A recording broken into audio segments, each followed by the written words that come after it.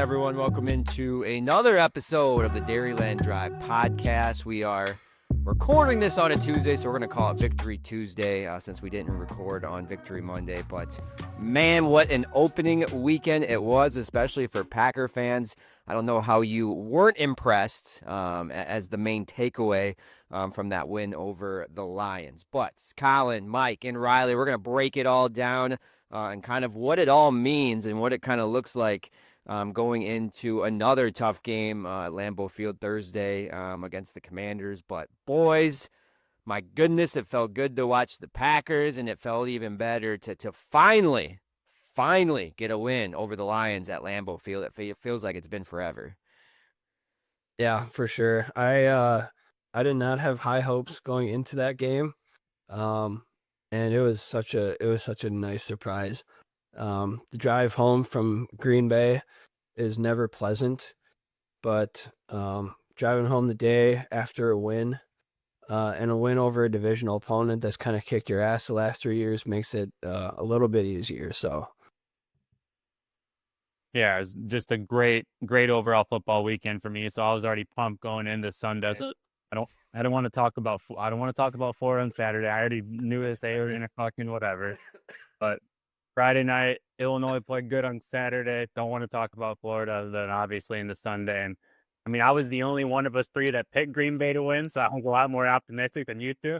But yeah, I don't think the Lions obviously would be very happy with that performance, but that also had a lot to do with the pass rush that the Packers did get, and this just how fast they seem to play, make their offense kind of look pretty shit. So yeah, great first game.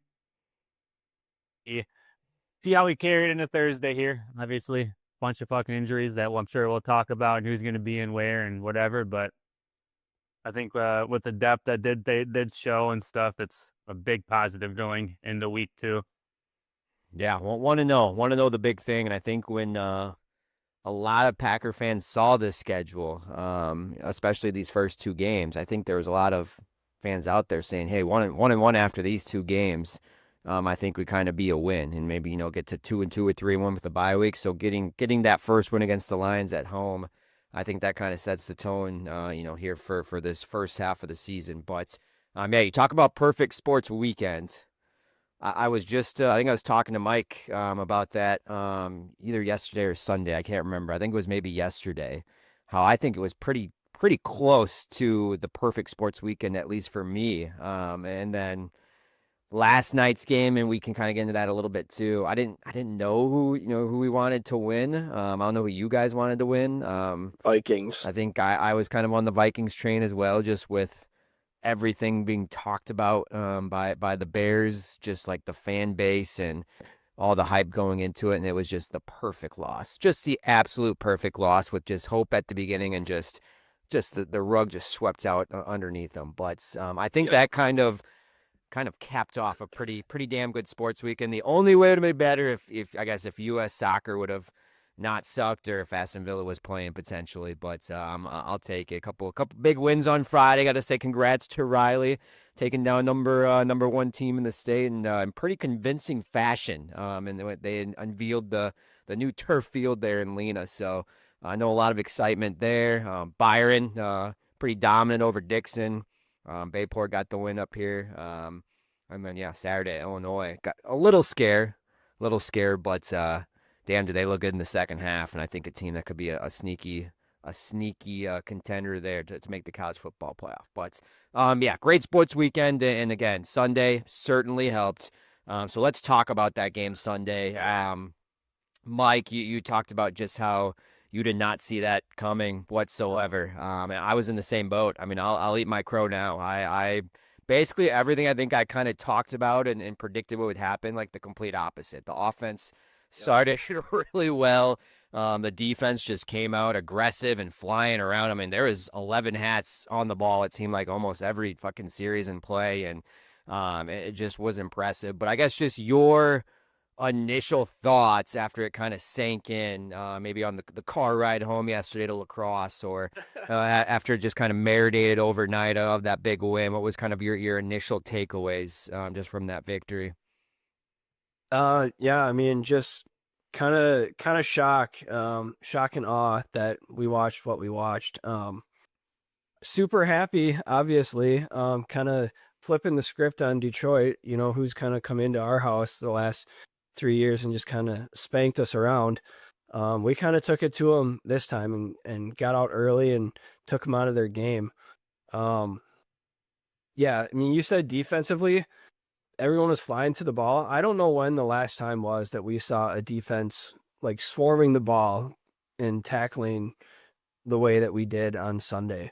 The key now is to continue that mentality, continue that physical play, that swarming mentality going forward. It's great that you can do it once, but now you got short test on a short week, tough test on a short week, I should say. No real practice time, injuries stacking up. And Jaden Daniels, totally different cat than Jared Goff. So it'll be interesting to hear what your guys' kind of opinions are later on what the key is to containing him versus Jared Goff. Yeah, Riley, were you more surprised with how just like in control the offense came out in those first couple series and really just drove down and just had everything flowing, or just the defense, like just the entire game and how dominant they were? I think like the running back tandem of Detroit, which is maybe one of the best in the league, if not, a top three, certainly didn't do anything, which is very rare to say usually Packer fans' defense. Were you more surprised maybe with the fast start from the offense, or just, the defense just kind of dominating this really prolific, Lions offense that was last year in 2024? Definitely the defense. I kind of thought the offense would start hot. I before knew they were going to come out, stack the box, play man. Like that's just what the Lions do. So I think I figured he'd have a pretty good plan. I obviously missed on the deep shot to Golden. I don't know why they never took a shot, because they were playing press man, and so they could have, but they really never needed to after they got up those first couple of scores. But yeah, defense, just really impressed with the defensive tackles, all four of them. Like the Lions, like you just said, the Lions obviously couldn't run the ball. As we talked about last week in our preview, like both guards for the Lions were going to be the question mark, and that was obviously their biggest issue. I thought Quay and Edge played the run exceptionally well.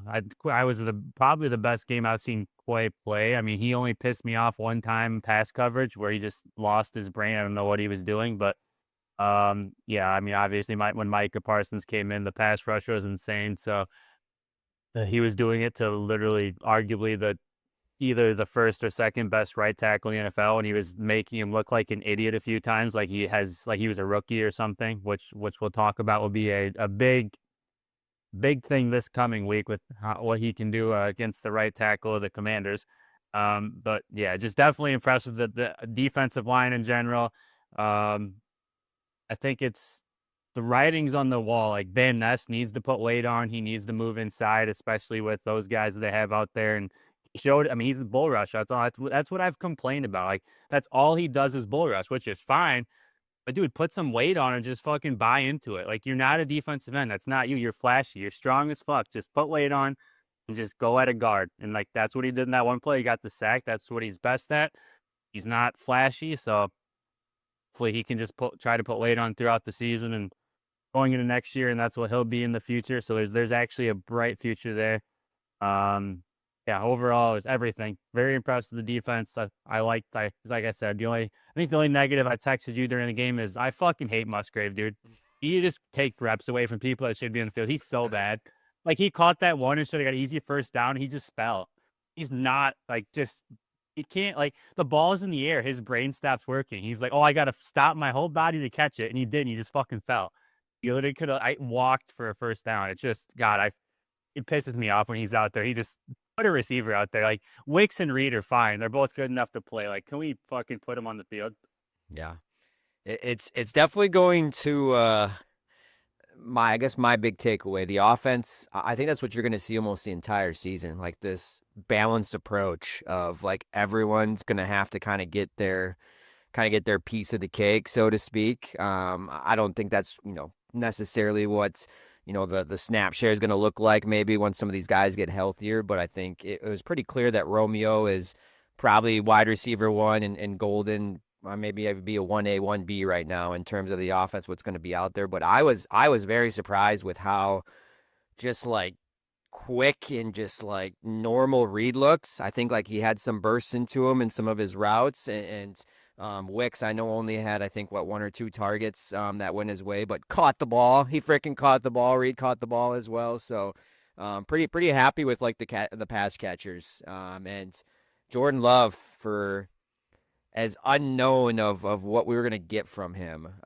looked pretty dang like under control and confident, and just was in a rhythm early and just like in total command. And if we get that Jordan Love, I think every single game, this offense has potential to maybe be what it was people thought it was going to be maybe last year going into last year. So offensive line, I want to talk about that because that kind of also transitions to this upcoming game. I want to say I wasn't surprised because I think we all kind of saw the writing on the wall that Rasheed Walker was going to start at left tackle. Were you surprised at all, or mildly surprised that they actually went with Sean Ryan over Jordan Morgan at right guard for the first series, and then they essentially rotated like they have done in the past? I mean, that seems like that's going to kind of be what it is for now. However, Banks injured, Zach Tom injured, so we're going to see almost a completely different offensive line potentially in just a couple days. But just overall thoughts on the offensive line and like the groupings that you saw, like just like the reps, the new guy getting some snaps and coming in, I thought looked solid. I thought it was interesting that they went to him right away over Belton, which I know Belton got some of the kind of the end of the game reps in there when the game was already over. But it just seems like it's still just a crazy chaotic mess that the coaching staff seems to think they kind of have it under control, or that they maybe know what they're doing. They probably don't look at it as a mess, though. That's the thing. I mean, they talked about it weeks ago that they were probably gonna, platoon these guys for quite some time, and I think that's probably something we should expect at least until the bye week would be my expectation. You said Kennard. You talked about Kennard a little bit there. I thought he played well. I'm expecting that he'll probably start at right tackle this week. I think on a short week, Zach Tom's probably not going to play. They're gonna hold him out through this mini bye after this game. Yeah, I mean, I don't understand what they're doing. I feel like Jordan Morgan just needs to be out there. It's just so tough to like understand what they're doing. I don't know. And going back to the game, like I was surprised that for the first, I don't know, 3 quarters, they seem to do better in pass protection than run blocking. I think they upsized this offensive line to kind of drive players off the ball in the run game. Like that was what they wanted to do. But I mean, you guys talked about how, lines were kind of stacking the box to stop the run, and that's probably kind of had something to do with it until they could get them out of that with their passing game. So that was kind of surprising to me. This week, I'm going to expect Kennard at right tackle, and I don't know, Jordan Morgan probably at left guard, right? I don't think Banks is going to play. I mean, is there anyone that's going to rotate in? I can't think of anyone off the top of my head at the moment. I would have to think that might be if those two don't play, I would have to think that's got to be the starting solid 5. And then if something happens after that, I don't know. So hopefully we can stay clean. But I have to just want to mention this before we get to Riley, if Mike, if you have any final thoughts. I was also surprised with how well the offensive line held up in pass pro. And I think I saw a stat that the Lions had the highest blitz rate in all of week 1 of all the teams. So they were facing like multiple different looks and multiple different blitzes. And Jordan Love was clean essentially the entire game and had time and just looked comfortable. So Zach Tom essentially erased Aiden Hutchinson. I mean, I don't know how many games you could say that of Hutchinson just not really being that noticeable, and he's essentially just kind of wiped him out and took him away, which is just kind of speaks to where he's at, and hopefully the injury isn't too serious, and like you said, maybe just a more precautionary early in the season if he doesn't play Thursday, give him the extra days, but. Yeah, I don't think you can talk about enough about the offensive line. At least in the pass pro, like you said, the run game started a little slow. The hole started to get a little bit bigger. The run started to get a little bit longer there in the second half when they started wearing them down. But yeah, I mean, I think that was a pretty big win for the Packers offense there week one against a pretty good defensive line and front seven of the Lions. So I would have to agree with that as well. Credit to the backs for picking up the blitzes too and keeping Jordan Love up. 100%. Yep. Yeah, I thought they played well. I think you can't really argue with Rasheed Walker starting the left tackle because Hutchinson got at least 5 pass rushes against him, and it was like he wasn't even there. Yeah, like we talked about, the Lions sacked the box. They came in and said Josh Jacobs is not going to beat us. Jordan Love, you're going to have to beat us. These young receivers are going to have to beat us. And obviously with the defense playing so well and the Packers got up with those plays the young receivers did make, it never really got too stressful for them to have to like really air it out. Yeah, I don't really like the alternating, especially when like Don Ryan might have been the best run blocker out of all 5 linemen if you go back and watch it. That's usually what I watch when I'm watching the game. If I think it's gonna be a run or whatever, I think he actually run blocked the best out of all 5. So I don't know how, but I mean this week it's not gonna matter. Like Mike already said, the starting lineup that's gonna be what it is, and I mean I think they got to be happy with it. They kind of got depth now. They obviously got a backup guard. They got Kennard he can play guard or tackle. I would assume if somebody has to move, he'll move inside, and Belton will come in. Will be the next move, and blah blah blah. So they actually got depth there. So yeah, overall good game against actually a pretty good defensive lines front, crazy blitz, stacked box. I thought they played really well. Ask him before we get to the defense, and then we'll potentially get to Mike's fill in the blanks here, so I don't spoil any of them. Has the panic meter for Aaron Banks gone up anymore? I know. I asked this during training camp when he was dealing with some back injuries. Now he's got an ankle injury. Is it still kind of the same early on, or is this just kind of a like what's going on here, dude? We keep getting popping up on the injury report, one thing after the other. Where are we at with that? I wouldn't call it a panic meter. I would just say like the early return on the investment has not been good just because he hasn't been available. But we just talked about how they were solid in pass pro. Like he was part of that. And that kind of surprised me. So that does give me a little bit of hope for him going forward once he's back. One other thing I just want to touch on really quick, not offensive line related. Jordan Love with 22 passing attempts. I think if he can live in that 20 to 25 attempts range per game, like I think you're sitting really, really good. Once you start hitting that 30 mark and going over that, like I think that spells trouble. You know, that tells me that you're not controlling the game. And also, can we get someone to teach him how to slide properly? Why? He looked like he got taken out by a sniper on the Lambeau Field roof when he went down for that slide. Yeah. Someone's going to bounce his head off the turf if he's sliding like that. Yeah, that had to be one of the few negatives, I think, is you kind of every time he's scrambling still just with how much he hasn't done it the last year really with the injuries, and that has to be what it is. Maybe just not game reps wise used to it, and just need to get back to that mentality. But yeah, don't get hurt. Just slide, Jordan. Come on. Yeah. He just looks so like confident and comfortable Yeah. now compared to like his first year. Yeah. So that's really awesome to see so far. Yeah. All right, let's go on the other side of the ball. Got to start with Micah Parsons.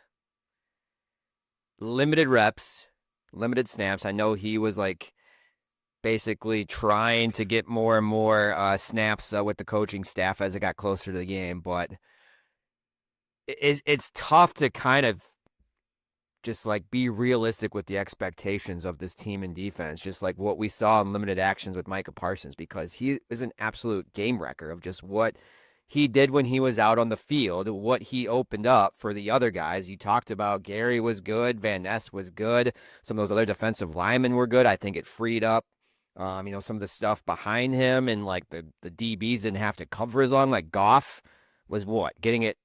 I know that's typically a Lions offense and what Goff likes to do, but there were times that he had to get rid of it less than 2 seconds because Micah Parsons was there or someone was there in the pass rush. Like you talked about Sewell, I think he put like a little like swim move on him that one time where he was going to get the sack, but he had to get it off. But Interception play. interception play, is that the one was? Yes, I believe you're right. Yep, with yes. So like where should Packer fans be with that? Because I saw a lot of this is the best team in the league. This defense has potentially to be the best defense in the league. Just like all of the number one picks are finally panning out. We saw potentially what Quay Walker and Cooper can do together. We still haven't seen Nate Hobbs. So like you add Nate Hobbs to the secondary as well. That's another weapon.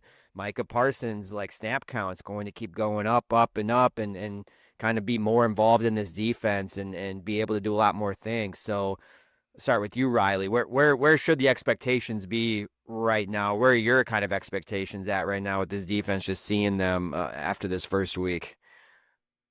Well, they should definitely, they're top 3 defense in the league. I would say people are going to say they're probably the best defense in the league after week 1. You can't really say anything. The only other roster that can even match this, like talent wise, like on paper, are the Ravens, and they just gave up 40. It was the Josh Allen, so it is what it is, I guess. But they look good. Like all we've talked about, Micah Parsons is like one of like 3, I would say maybe 4 like game records, and he only played whatever 45% of the snaps, and he literally like 2 of the snaps that he was in, he didn't like fuck something up in under 3 seconds. Like they rushed for -2 yards when he was in the game, so that was his weakness. I mean, the Lions rushed for -2 yards. I don't know how you can. I know Ben Johnson's gone. It's a big deal. I think it's a lot bigger deal than people are actually still saying, which is why I picked the Packers. But this still is a offense that was like considered one of the best offenses, if not the best offenses in the league, literally a year ago. And they're all the same guys. Are literally all back.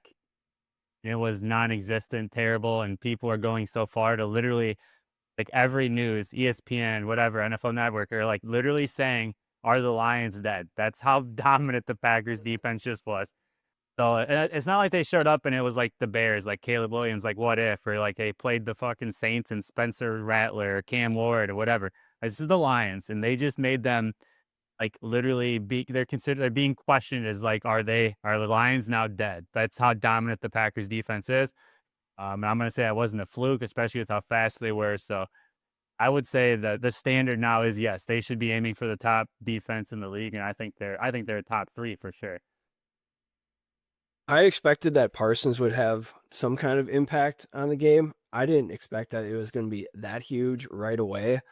You could see just the impact it had on the guys on the line. Like they were coming through with way more like speed and impact than anything we saw last year. Like it was night and day. And then not to mention it helped the guys on the back end rally and tackle because that ball had to come out quick. So they're seeing that come out quick. They don't have to run down the field as far. So yeah, I mean, I thought there'd be some kind of impact. I didn't think it was going to be that huge right out of the gate. Yeah. And like I keep saying, Nate Hobbs has still not really like fully practiced, since he got hurt and got down. So that's like a whole nother dimension to add. And his nastiness and just kind of how he plays kind of fits exactly what we saw, I think, on Sunday with like the rest of these guys. So it's got to make you a little bit more excited that the ceiling could maybe even go higher with Parsons getting more snaps and adding a guy like Hobbs as well. And then, yes, number one key for both sides is stay healthy, which the Packers are dealing with quite a bit right now. But before we get into a full kind of Commanders outlook, I'm going to turn it over to you, Mike, because I don't want to ruin any of the potential fill in the blanks. So I will turn it over to you for some of the fill in the blanks for this week. We got to come up for a name of this segment. Just Mike's fill in the blanks, or Mike can brainstorm and sit on that. We'll have the name for this going forward, but the floor is yours. All right, we got one leading out of the Lions game here. The Packers victory over the Lions means blank.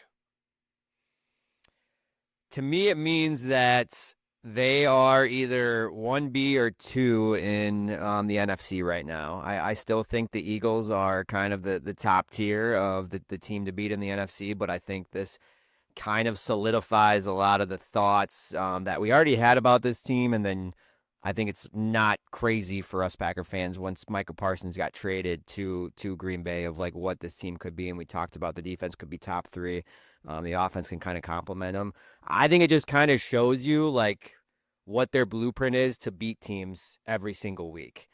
They were very aggressive early on and passing the ball, and Jordan Love got in a rhythm, got comfortable. Like, yes, the run game wasn't great early, but over the course of the game, they really started to wear them down. So I really kind of like that approach on offense. And then defense, when you play with the lead, it's a lot kind of easier to do the things that you want to do with a guy like Jeff Hafley and how aggressive he is. And really just being able to hunt. And you kind of saw that, I think, just with the pass rush and some of his calls and whatnot. So I don't know. I think this is kind of the recipe and the blueprint of like how they can beat teams throughout this like season. This is one of many ways I think that they can beat teams. And this just happened. It's out physical, one of the more physical teams in the league last year. So I think it was a big win for them. And they're right up there for NFC Championship and Super Bowl contender in my mind, even after week one. Yeah, to me, that's what I was just going to say. I was going to say, I mean, it's Super Bowl or bust. Like, top 3 defense in the NFL. I mean, it's if you want to put pressure on somebody, it's all on Jordan Love. He's got the defense. He's got the run game. If the offensive line stays healthy, I think the offensive line is going to be fine no matter what combination. So, yeah, it's just on Jordan Love and those skill guys, the receivers, to actually deliver. So Super Bowl or bust, it's all in Jordan Love right now, I think. Really quickly for me, it meant a big deal to me.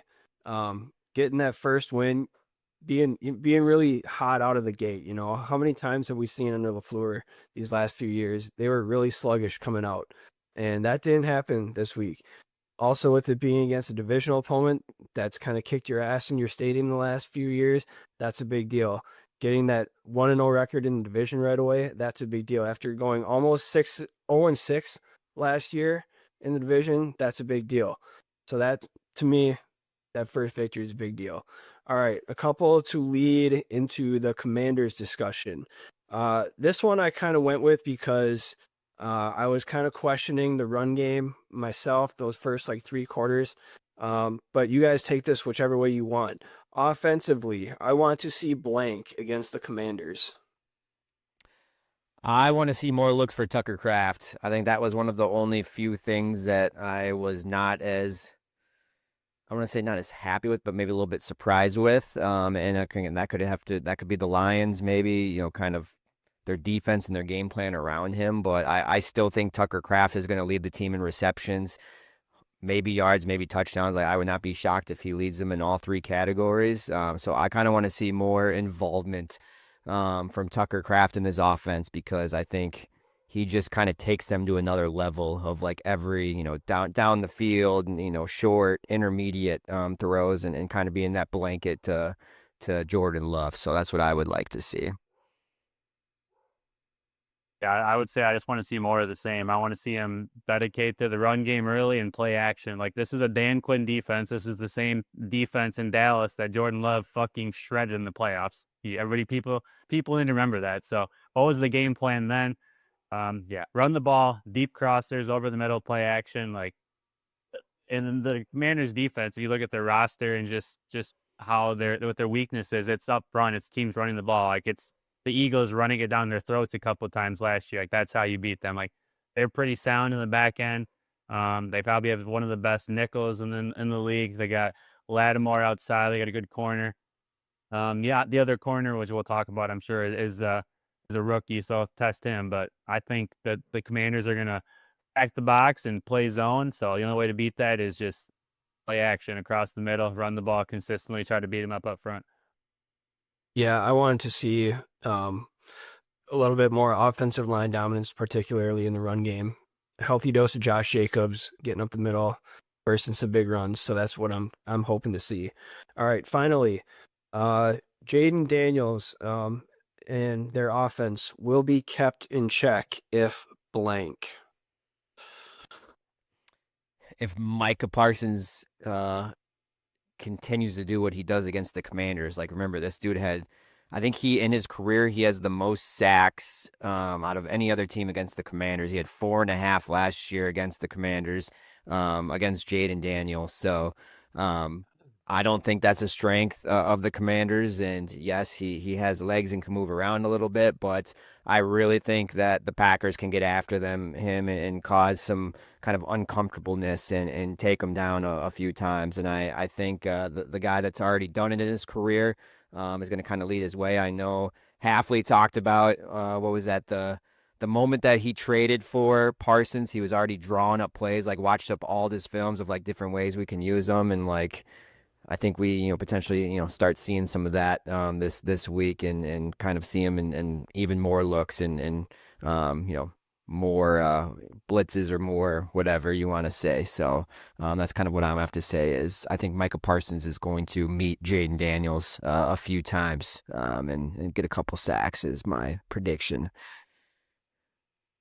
Yeah, I mean, what Collin ended with, more blitzes. I think the key to keep him in check for the Packers is to heat him up. Like, I don't want him to sit back there and he'll just run around and do whatever. And I think Micah Parsons can do it on certain plays by himself because they do have a rookie right tackle, which is what I was going to talk about. Like, he's gotta expose Josh Connerly. I'm assuming he'll get doubled. Like, obviously, the Commanders are not a dumb coaching staff, especially on the offensive side. So he's going to get double, he's going to get chipped. But I think Quay, I think Edge, like you got to send those guys. Those are the only ones that are going to run him down, make him move. Otherwise, he's going to sit back there all day and pick the Packers apart. So yeah, they got to heat him up, make him move, make him get off his comfortability. Is there any concern about rush lane discipline with Jane Daniels versus what you see versus someone like Jared Goff? Jared Goff, much more statue-like, immobile. Jaden Daniels, obviously, quite mobile. Oh, Riley wants to answer that one first. I mean, I think he's gonna get his. Like I think for you to like say you're gonna completely like shut him down and he's not gonna scramble and get his yards, I think that's gonna happen. I would assume, yes, I would assume that he's going to be spied or the defensive ends and edge rushers gonna be talked about contain or even the interior guys not opening those rush lanes like he talked about. But I would have to think that is got to be at the very top of the game plan for a Halfley going into it is how can I at least kind of contain him where he doesn't Colin Kaepernick, the Packers all over the field with his legs. And like, yes, he's going to get his, but like, let's not give up the big plays. And like you said, kind of contain him and get him uncomfortable. And I think if you get after him early, like you talked about, and get him a couple sacks and he's second guessing where the pressure is coming from, or he's second guessing where Micah Parsons is coming from and not as comfortable in the pocket. I think that's kind of what you have to do with Jaden Daniels and kind of a quarterback like that. So, yeah, I would assume Halfley has to have a plan for that or be towards the top of his kind of to-do list for Thursday. Yeah, it's definitely a concern, but like Colin said, it's kind of like Lamar Jackson as well. It's like some people are just more athletic, so he's going to get what he gets. But like, and it's going to be interesting. I wish this was like on a Sunday, so the Packers have a full week. I think short week is the one thing that does kind of hurt them. I think confusing him. I think Jeff Halfley, like really cooking it up, getting the lab, doing some exotic, crazy shit would be the best way because if he doesn't know where the blitz is coming from, that's going to be the best way to get to him. I don't know how crazy he can get, obviously, in a short week. So.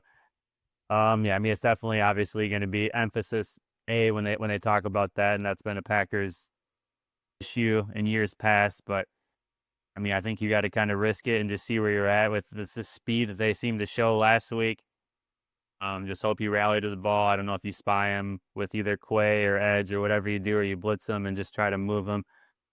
But yeah, I think you're going to see a lot more man this week than we have of the Packers and I don't know how many years. They've done a zone dominant team for as long as I can even remember now, almost a decade. So I hope we see more man and man coverage, and we can keep a guy eyed up on him and blitz at the same time. Yeah, and like you mentioned too, like the speed, I think that they not only have in the front seven. Like, let's not forget Micah Parsons' chase down sack. I know it's Jared Goff, but like, goddamn, that was impressive. Just like the motor he plays at. So like, you have that coming from both sides of the speed if Daniels is able to kind of scramble and move around. And then we've talked about like the speed and athleticism of both Quay and Cooper. Like, those are two very athletic linebackers to kind of match that and try to limit it. And then I think the big thing too is like in the back end with McKinney. He's smart. He knows like what quarterback he's playing, and kind of, you know, in terms of at least being ready and whatnot. So, yeah, I don't know. It kind of like reminds me too. Go ahead. I think Parsons sacked him 3 times last year, so it's not like Parsons doesn't like know how he moves back there and stuff. Like, he played against him twice last year. I think he has 3 sacks in 2 games against him already. So like, he has the capability to get there and run him down. Yeah, it was back to back like on the opening series. I know like I think that was like the last game that he played with the Cowboys, right? Wasn't it like week 17, week 18? He had back to back sacks on him like in the opening drive. So, yeah, I'm sure he's going to be a little hungry, kind of going up against a former divisional opponent. So, and kind of just want to mention, then we can kind of move on here. It's like Caleb Williams last night. I feel like what did he scramble for? 50, 40, 50 yards? Like, I don't even know. Like, he was running around quite a bit, but the rest of his game was just, besides that opening drive, was just total like shit. Yeah, like all over the place. And yes, I think Jaden Daniels is a lot further along than him right now and a better quarterback than him, but just kind of shows like what, like, someone can still like go around with their legs, but you can still kind of make them uncomfortable and kind of contain them in like other phases at least, and kind of win that battle. But yeah. This has nothing to do with. I mean, it kind of does. I just want to keep shitting on the Bears. Can we talk about quite like for like 30 seconds here? How the fuck did they actually draft Colston Loveland over Tyler Warren? Tyler Warren is already a top 3 fucking tight end in the NFL. What the fuck were they looking at scout wise? They're fucking, dude. I'm so over how people talk about their front office. He's a terrible GM. Like, he's a fucking idiot. Tyler Warren's a fucking freak of nature. I can't. He's literally Gronk. He's literally the next Gronk, and they're just like, no, we're gonna take Colston Loveland over him. Idiots. Yeah. The reaction of the Bears fans in front of me at the draft that night was chef's kiss. They didn't even know who Colston Loveland was. It was awesome. I agree. I mean, I'd love to see it. I hope he stays GM for the next decade, 20 years. Like, give him an extension. Like, we want him in the division as long as possible. But yeah, we'll get to that here in a second, because I do want to talk a little Vikings and Bears before we kind of move on. But ultimately, Mike, that was the last of your fill in the blank segment. Yep. Ultimately, what do you think is like the biggest X factor? We kind of talked about it in a couple places, and Mike's fill in the blanks, but just overall quick thoughts. The Packers will win if what? The Packers will win if Jordan Love stays mistake free. If he has a clean game, Packers will win. I think the Packers will win if they hold the Commanders running backs just like they did with the Lions under 50 yards rushing. Okay.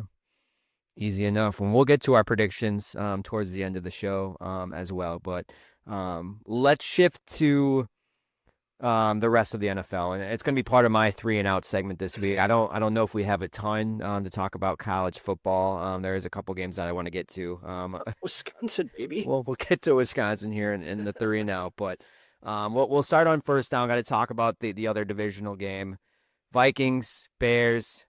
I talked about it. It was just like pure cinema for me of like Bears fans of how thrilled they were with that opening drive, how dominant Caleb Williams and the offense looked. Just Ben Johnson is the Messiah and going to save them and bring them up from the ashes. And then it just went all crumbling down after that. Brian Flores, well, guess what? He's still a pretty smart defensive mind, made adjustments and just completely kind of changed that game, I think.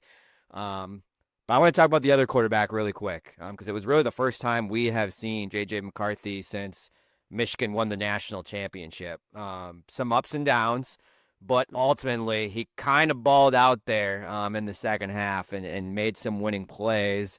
What was just kind of your overall takeaway with the the JJ McCarthy offense or led offense of the Vikings compared to like what we've seen the last couple of years with, Kirk Cousins and Sam Darnold last year. But it was a little different. It seemed like a lot more vanilla and training wheel like last night for a majority of the game. But like I said, I think they kind of let him get going a little bit there in the second half, specifically in the fourth quarter when they made that comeback. But I was impressed. I thought he did well, and made me a little nervous that, oh shit, did they hit on something? And O'Connell's got another big chess piece to work with here for the next decade. Yeah, I mean, I don't think that was totally unexpected to see him kind of struggle right away. But I think Kevin O'Connell, man, he's just such a brilliant coach, just a brilliant play caller. I think any quarterback that honestly works with him is probably gonna do really well. I think as long as he's there and they're working together, I think in the long run, it's probably gonna work out for JJ McCarthy. As much as it kind of pains me to say that as a Packer fan, um, I think that's just the reality we'll be facing. But for me, that's a little easier to tolerate than the Bears being good. Like Bears fans are so like delusional every offseason. When this Micah Parsons trade went down, they were the worst defenders online, saying like this isn't gonna really help you. Like you're gonna be in cap hell right away, which it isn't. They just they are the absolute worst type of fan out there, and I was happy to cheer for the Vikings beating them last night. Vikings fans aren't delusional to me. Like they know what their reality is, what it has been. Yeah, I mean, yeah, JJ McCarthy he was fine. I mean, I don't know. I'm not gonna sit here and act like he was good. I don't know why everybody's freaking out. Like, dude, he sucked through 3 quarters. Like, I don't know what we're talking. I don't like yeah, I mean, the fourth quarter he threw Justin Jefferson and Aaron Jones, and they're both studs, and it is what it is. I think it speaks more of the Bears culture, how they dominated that game for 3 quarters, and once the tide started to turn, they just completely fucking crumbled, and that's just kind of like the Bears. What I mean, I think Ben Johnson did all he could. Caleb Williams just doesn't seem to get it. He doesn't take the easy throws. That once stuff's not planned, he kind of just shit hits the fan. He's great talent, but like mentally, he just does not seem to get it. So I don't know. Ben Johnson has still a lot of work to do with him, and then just the leadership, the culture, and the defense. And yeah, I don't know. Dennis Allen, he's a great defensive coordinator. He has been, but I think he might be a little bit past his age. I think there's a reason he got run out of New Orleans. He doesn't quite connect with how things are nowadays and the defense and stuff like that. So I think his tendencies, his philosophy is a little bit outdated. I think he's a little bit outdated as a leadership type of coach. I mean, he was not a good head coach down there in New Orleans. So I don't know. They just have a lot more. I think it speaks more to the culture of how Chicago still is. And I think I listened to Big Cats this morning, and like just the Bears fans are already completely out on the Bears. Like that's just the culture of that team right now. And like they're just, it is what it is. So I mean, JJ McCarthy passed for 143 yards. Like he was fine. Like just, I don't know, whatever. It's more KOC than him. And I think he'll just, a pick six was that was a very bad pick six. Like that's like in high school level, like probably shouldn't throw a hitch when the corner is sitting at 5 yards and he's obviously sitting in the flat. So yeah, I don't know. Not great, but he was fine, I guess. Yeah, and then on the other side, Caleb Williams. I don't know if I've seen a quarterback. The last time I saw like a quarterback, some of the misses that he had and like how bad they were. Like there was a mixtape this morning of like a minute 40 of highlights of just his misses and how bad they were. Like the wide open one on the sideline to DJ Moore, which would have been walk-in touchdown. I think there's just a couple other wide open guys that he missed. It's going to be interesting because, like I said, I the expectations that were put on him being the number one pick and the one to save the Bears, and now you save the Bears with maybe the best offensive mind in football and Ben Johnson. I think there's going to be a lot of chatter for Bear fans that are out on him very quickly if he doesn't start to figure it out. Because that's just, I think, the reality of living in Chicago and being in that city and how they're just hurting for a quarterback. So us Packer fans, we just hate to see it. We just hate to see him feel bad for the guy. Just seems like he's a weird guy, but seems like a good guy. I don't know. But yeah, it'd be interesting to see how hot the seat gets if he starts kind of putting some of these, questionable, like you mentioned, the roller coaster games together here, and the offense takes a little bit to go, and if fans get out on him. But yeah, Vikings, same as last year. Find a freaking way to win. That just seems like what that team does. When they're out of it, they end up winning the game. So I think they're going to be right there when it's all said and done, because I think their defense is still pretty good of what they added in interior on the D line and what they have back. So that's going to be, I think, a couple fun matchups, later on this year. But let's go to second down. Just the overall landscape of the NFL. Keep it pretty broad since it is week one. What kind of maybe stood out to you the most, if it was a game that caught your eye, or a team that caught your eye, or a player that caught your eye? What kind of stood out to you the most in week one of the NFL? Maybe your big takeaway or your big winner, however you want to look at it. Just from seeing all the games from Thursday to last night, what was something that kind of stood out to you the most? For me, it was the Chargers are easily the best team in the AFC West right now. Like, they thoroughly beat the shit out of the Chiefs. I wouldn't say the Raiders look great against the Patriots, even though they won. And the Broncos should have lost to the Titans. The Broncos, I think they're feeling themselves. I think they're going to have a reality check. I think it's like me. I've been hyping them up all summer, obviously, too. But yeah, I think that was kind of, I thought the Chiefs would like show up a little bit pissed off that they just got their ass kicked in the Super Bowl last year. And obviously a very veteran team. They came in prepared, and they it was, the Chargers beat the shit out of them. It was bad, and the Chargers looked a lot better. I think the weapons have matured, and they're physical up front. So to me, I would say that it was just because they played Friday. If that game happened on Sunday, I think everybody would be talking about the Chargers a lot more, but everybody seemed to forget about it because it happened last Friday. But me, the Chargers look like one of the more dominant teams in the AFC. I think people thought they'd be good. I don't think people thought it'd look like that. Yeah, for me, game that stood out, hard to not talk about, Ravens Bills. I mean, Ravens just completely melting down in the last few minutes there, up 15 with 5 minutes to go or something like that. I mean, just totally inexcusable. You can't lose that game. Yeah, and I would not be surprised if we see that game later on in January, potentially in the playoffs, of a fun rematch. And like it was, as a fan, it was fun as hell. I could not imagine being a Ravens or a Bears fan watching that kind of back and forth roller coaster there. But pretty exciting. All right, let's go to third down, our last one. We'll shift to college football, specifically for Mike, and then maybe I'll have a separate one for Riley. At 2:30, we'll say 2:30, 2:45 p.m. on Saturday.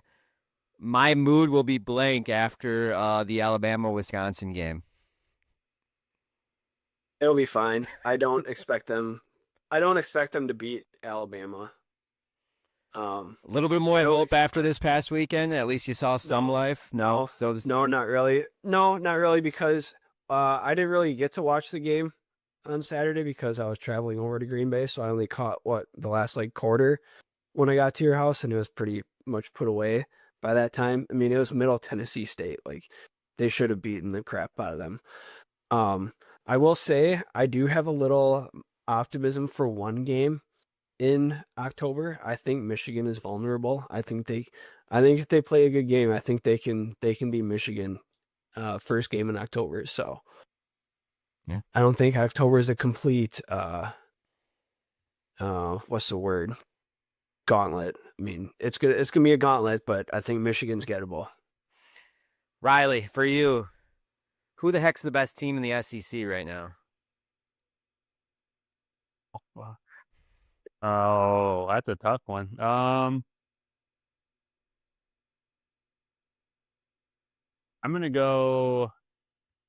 probably gonna go Georgia. I mean, we'll see. They play Tennessee this weekend. They haven't really played anybody, but SEC is not that, there's not really Alabama is already let down. I'm not huge on LSU because they barely beat Clemson, and I don't think Clemson's any good.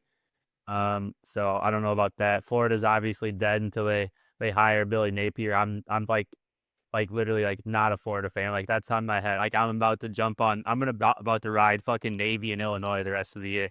Like Navy, since Boise State's already blew it, Navy's my non-power four team that's going to make the playoffs, and that's what I'm hoping for, and that's what I'm riding. Yeah, I mean Texas. I'm not. I've talked about Arch last week. I don't think he's great. Oklahoma's struggled with, like Mike just said, a very average Michigan team. I don't follow that. The SEC is wide open. I don't know. I'm gonna go with Georgia just because I don't know. Um, yeah, there's not really. I don't think there's one dominant team. I think the SEC might feel might just be a shit show all year. And have to give a little love to the Illini real quick before we get to our picks. Telling you, Hank Beatty, I think he leads college football right now in like all-purpose yards with his punt and some like the receiving stuff that he's done. Like, dude is just always around the ball. Like he could potentially could play himself into like making a training camp roster next year if he keeps kind of the trend that he's going at right now and at least get like a look at other places. But yeah, I'm excited. I think Illinois after this week of Western Michigan, they got a fun few games that I think kind of be how their season plays out with USC, Indiana, and Ohio State is obviously on the horizon if both teams are undefeated. So I think this is going to be a fun part of their schedule after Western Michigan of how good are they? How good are they? And are they realistically can they make the college football playoff at the end of the season when it's all said and done? So yeah, Hank Beatty, you got my eyes, man. Pretty impressive what he's done these first two games. Gotta give the shout out to the little white slot receivers anytime that they do something well. So all right, let's go to the final drive. And remember, the final drive each week is our picks. Not a good week for me. Pretty solid week for you guys. Correct me if I'm wrong. I believe you guys both went 3-1 week one. I went 2-2. So basically the takeaway is do not listen to me potentially. I don't know. Maybe it was just hopefully a fluke. We'll see what this week's games look like. So this week we mentioned we're always going to pick divisional games. We do have the Lions and the Bears are playing each other this week. Then the Packers and the Vikings both have non-divisional games. So we're going to have 3 games to pick from that. We have our lock. We have our upset. So this week we're going to have 5 total. Remember, you cannot have the same lock as week 1. So for me and Mike, the Cardinals are out. And for Riley, the Broncos are out. But any other team is good to go after that. So let's start with, just because they're at the top of my list for some reason, the other divisional game, or the only divisional game in the NFC this week, the Lions, the Bears, both coming off of losses. Who do we have in that one? I'm going with the Lions. First home game, Ben Johnson homecoming. I think that crowd's going to be so loud. They're going to boo. Chicago's so loud every time they get on the field. I think Detroit, I don't think they're probably as bad as Green Bay made them look this week. I think they're going to figure it out. I am not a believer in Chicago at all. I'm going Lions over Bears here. Yeah, I'm going to go Lions as well, even though I don't want to. Every part of my football being tells me the Bears are going to win this game. I think the Lions defense is very plain. I think Ben Johnson and the receivers that the Bears do have should probably pick it apart. But at the same time, the Bears have the running game, so maybe the Lions will actually back up and do something different. I don't think the Lions are out those coordinators. I think Johnny Morton, their OC, sucks. I don't think Jared Goff's that good unless he has Sean McVay or Ben Johnson. I mean, the first year Jared Goff got there when Dan Campbell was calling the plays, like, he was not good. It was not until Johnson took over. I'm not that big on Jared Goff as everybody else has been the last couple of years. So I don't know. But I can't pick the Bears, so I'm going to go Lions and just say because Jahmyr Gibbs is going to be the best player in the field, and hopefully they can look at what some of the stuff the Vikings did with Aaron Jones out of the backfield, and they can take advantage of it in the same aspect. So if we were like later on in the season, if I was trailing you guys, I would almost have to pick opposite of you two. But I'm not gonna quite jump on that train quite yet, just because I don't know. For some reason, I just can't see the Bears over the line. So I'm gonna go the Lions. I just in any reality don't see the Lions starting the season 0-2. I think they're gonna take some frustrations out. Yes, I know the Bears had some injuries in their defense, especially in their secondary. But I like you said, being at home, that atmosphere is going to be electric. I think you're going to see a completely different version of the Lions here, and I think they can get out of there with the win. Maybe not as comfortable as what I predicted. The Vikings over the Bears, but I think at least by one touchdown, the Lions over the Bears. So all three of us with the Lions. Let's go to the Vikings. They take on the Falcons, which sneaky good team. I know they got some injuries with Jake London, but I will start us off. Again, I think the Vikings start 2-0. There's just something about this team. I think their defense is really good. We talked about Brian Flores multiple times. I don't know. They're just going to win a lot of games that they maybe shouldn't because the offense just is like very just like average and good. That has like maybe one of the best players in football, if not on the offensive side, and Justin Jefferson. I think they're going to continue to get creative of finding ways to get him the ball and be able to run it and try to just limit like what McCarthy can do mistake wise. So I think the Vikings start 2-0 and get a win over the Falcons. Yep, I went with Vikings over the Falcons too. I kind of waffled on this one for a bit, but I think ultimately Minnesota's defense is going to be too good in the end. I think it's going to be close, but I think Minnesota ultimately pulls it out.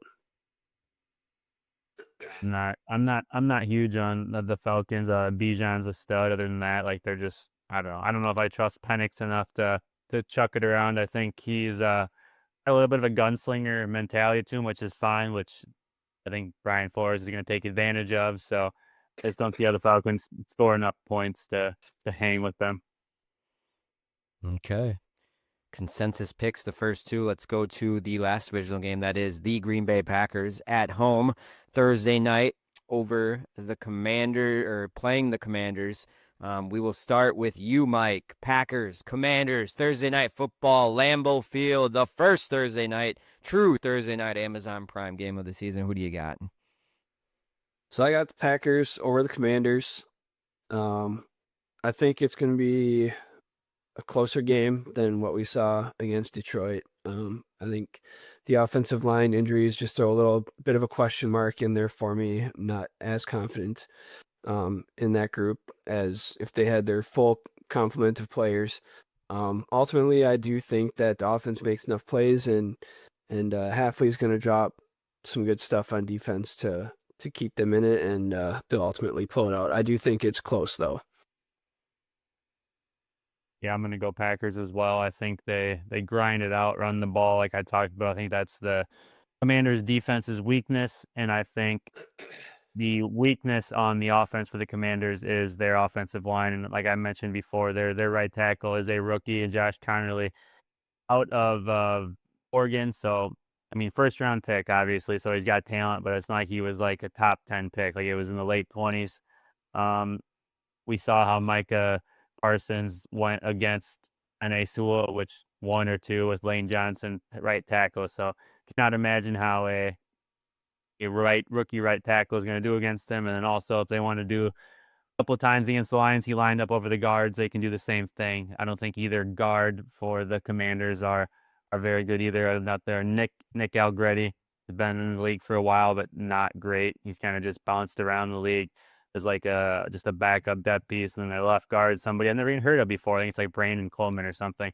Obviously, they have a stud left tackle they got from the Texans to come over, which him and Rashawn Gary will probably just cancel each other out. So I think they can definitely take advantage of the offensive line. I don't think the run game for the Commanders is very good either.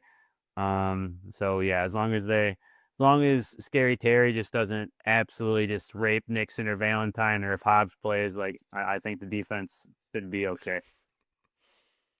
All right, we'll make it another consensus. I'll go Packers over Commanders. I'm almost more excited to watch the defense this week than the first week, which the excitement level was up high. But I think I think he's just going to dial it up even more. And like, I just like the more and more Parsons gets used and the more snaps goes up, like, I think that just helps everyone. Like, of course, we're happy to see number one run around like an absolute lunatic and just chase people across the field. But like his presence out there has already kind of showed what it's done to like the other 10 guys and kind of raised their game as well. So Halfley's just going to get more and more like creative and have just like a full like arsenal to use on defense. So I think it's going to be a tough night for Jaden Daniels and the whole offense. I don't know. I think the Packers can get like 4 or 5 sacks. I would not be shocked.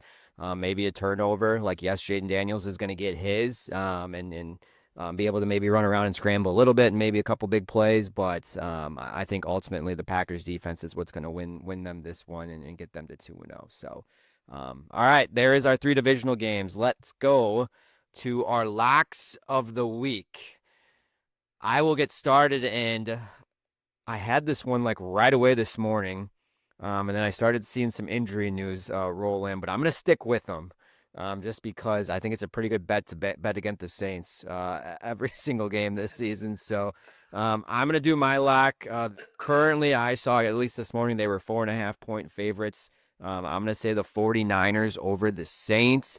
I know Kittle's out for a couple of weeks, but I don't think it's going to matter. It's Shanahan. He's going to have his team ready to play. I think the defense is still really good. If Purdy plays, I think they have enough on offense. And the Saints are just bad, man. They're just not a good football team. So I'm going to go 49ers over the Saints for my lock of the week. All right. You want to go, Riley? I see you leaning in there. It doesn't matter. I was gonna say everything Collin just said. I'm going the same exact best. That was the game I had picked out. They're just gonna feed CMC and Ricky Peart all kind of showed up last week in the past game. So I think they're just gonna ride those two. And like Collin said, the Saints are not good. So I don't know if there's much they can do. All right. I'm going a little different direction. Thank goodness. Finally, here we go. Collin, your wife's going to be happy with me and your in-laws. I'm going Broncos over Colts. I don't think the Colts are nearly as good as the 33-8 score they put on the Dolphins this last weekend. I think Denver's defense is going to make Daniel Jones look like an absolute fool. So give me Denver over Indy. I'm gonna be in trouble being the last one to pick the Broncos in the season. You guys already picked them week 1 and week 2, so okay. All right, let's go. Final one, our upset of the week. We'll bring it back. Mike, you start us off. Who is your upset of the week? All right, so right now, I see the Patriots as 1.5-point underdogs to the Dolphins. So I'm going with New England over Miami. I don't know. Vibes just aren't good down in Miami. I think Vrabel's going to bring his team down and just out physical them and bully them around. Give me New England over Miami as a 1.5-point underdog. That was the one that I wanted to go with, but I'm gonna switch it up quick just because you went there. I'm gonna go on Monday night, I believe. I'm gonna go with the Bucks. Thought about that. The underdogs against the Texans. I don't know. The Texans, they looked okay against the Rams. I think we all know the Rams are obviously a good football team, but the offense for the Texans did not look good, and the Bucks can score, and I think they obviously found another one in Ibuka too. So the offense is just going to keep getting better. So I think that this has the potential to be a little bit high scoring. And I just don't know if the Texans can hang in that for whatever reason. CJ Stroud's just been in a funk since his rookie year. Last year wasn't great.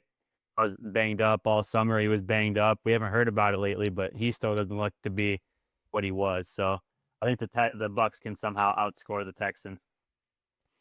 All right, 3 different upset picks. So I love this. This one was tough. But for some reason, my gut is telling me I am going the Jaguars, 3.5-point underdogs to take down the Bengals.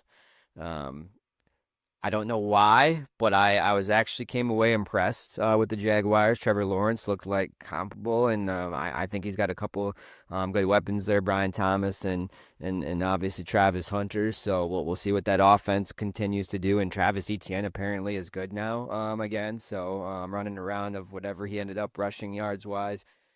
The Bengals offense is good. I think the defense still sucks. And I don't know, like they could 7 yards in the second half last week, though. What the heck? Yeah. What happened? I know. I mean, they very easily should have lost to the Browns. Like, easily should have. But, okay. Yeah, I'm going Jags over the Bengals. So, I'm still excited to watch them in, 4 weeks against the Packers at Lambeau. But I don't know if I'm just all in on the Bengals yet. And I think it's just really Joe Burrow, Jamar Chase. That's it. But, all right. Well, that is our picks for week 2 of the NFL season. Let us know what your picks are in all 5 of those categories, the 3 divisional games, your lock, your upsets. We'll keep track of them. But yeah, that was fun. And like I said, Riley and Mike after week 1, they are 3-1. I am 2-2. So a little chasing to do. Before we wrap things up, got to go to the Spotify comments from our last episode. Had a brand new comment. Which I don't know if she actually listened to the entire show or just that segment, but my wife, which she is Hannah Layshak on Spotify, says, shout out to Riley, in parentheses, not my husband, for picking the Broncos, bringing out the throwbacks to kick off the season. Look good, feel good, play good, fire emoji. So Riley gets a little shout out and picking them there. And then, like I said, Mike picked them this week. So I am the last one to, I guess, get on the Broncos train. And then Sam Soda, this one didn't really age that well. So this was in Riley's. Panthers are also my underdog of the week. I think they have a real shot at being in the mix to win the division, but they will likely end up just short. Still a lot of football left. We'll just say that.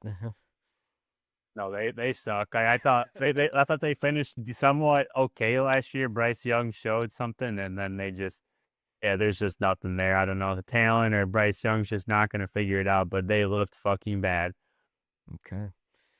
I will say I initially had the Bucks as my underdog this week too. I know this weekend when I was at your place, Colin, I was really talking up Baker Mayfield as fantasy quarterback of the year. Yeah. 6,000 yards, decent touchdowns. Dropped it down to 5,500. But I think that Texans D is really good. At home, Tampa's without Tristan Wirfs, Jalen McMillan. It's gonna be a little tougher than I expected. So that's why I couldn't go with him this week.